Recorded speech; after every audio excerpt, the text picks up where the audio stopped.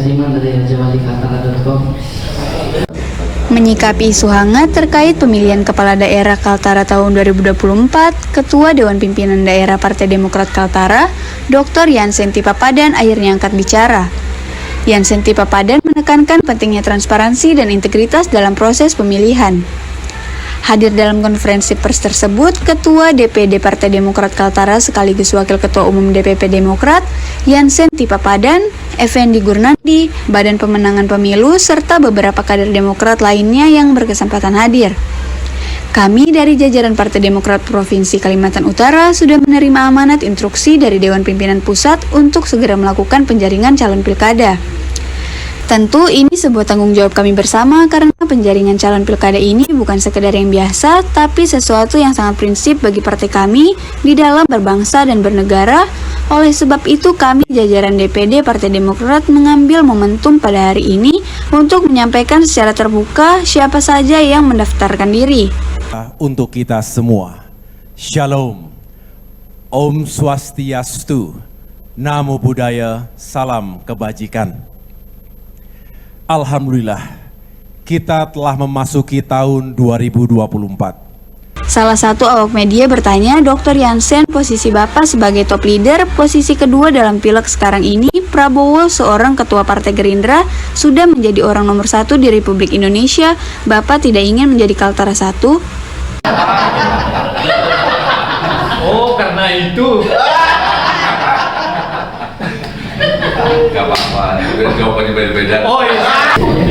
Pernah mendengar kata-kata dari Ibu dan Bapak?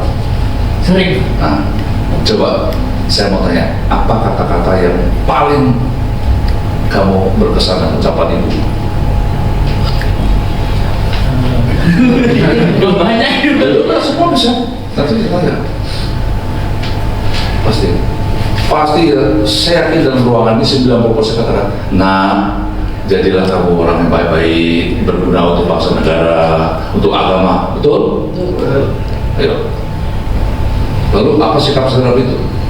Duduk dengar, jadi dia bermaksud supaya kamu itu berproses, berusaha, berjuang jadi orang terbaik. Insya Allah mau jadi apa itu kan ada ridha Tuhan, nggak bisa saya paksa. Masalah jebak aja.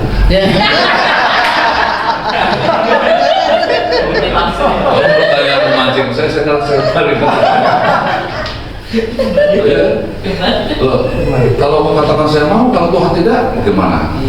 Tapi yang jelas, apa yang dinasihat orang tua pada saya, jadi yang terbaik, harus terbaik. Mau jadi gubernur, mau jadi wakil gubernur, mau jadi apa saya atau tidak apa saya, tetap.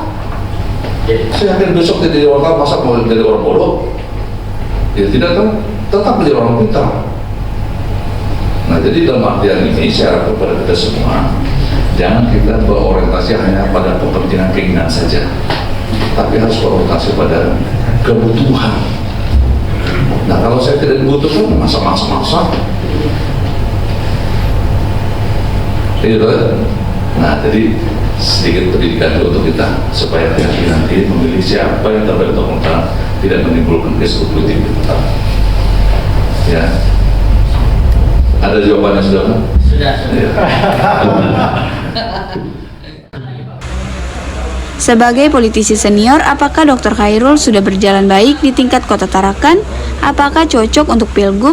Cuma dijawab Dr. Yansen Tipapadan, ada indikatornya bilang seseorang berhasil, nanti akan dikaji terlebih dahulu. Izin saja bertanya tentang satu figur Dr. Khairul, Pak.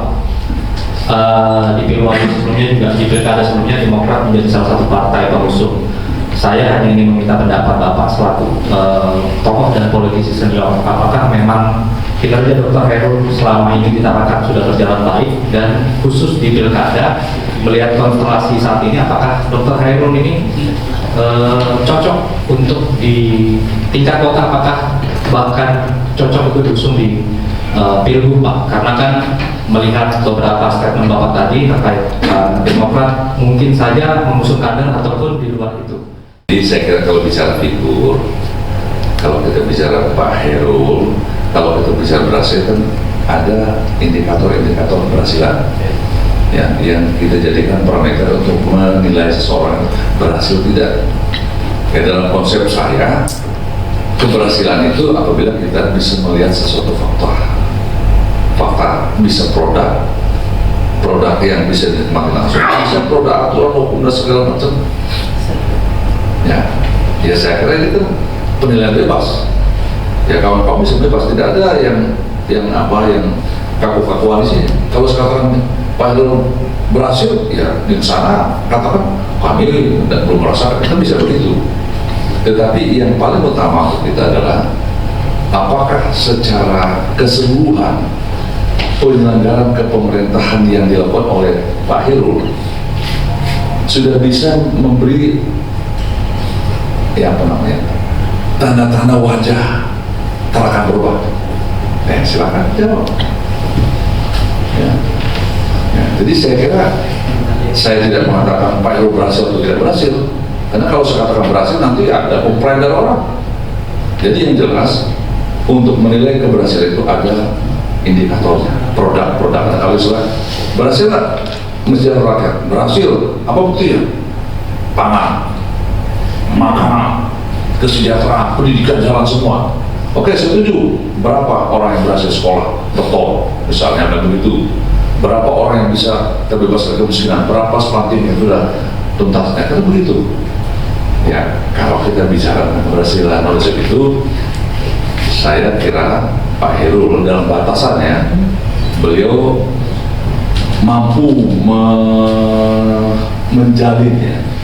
menjalin komunikasi sosial masyarakat untuk sampai pada apa yang beliau harapkan. Soal berhasil tidak itu masyarakat keterangan yang menilai, bukan saya. Dari Kota Tarakan, Kenneth Helmia Rahab, Kaltara TV. Ya, terima kasih ya.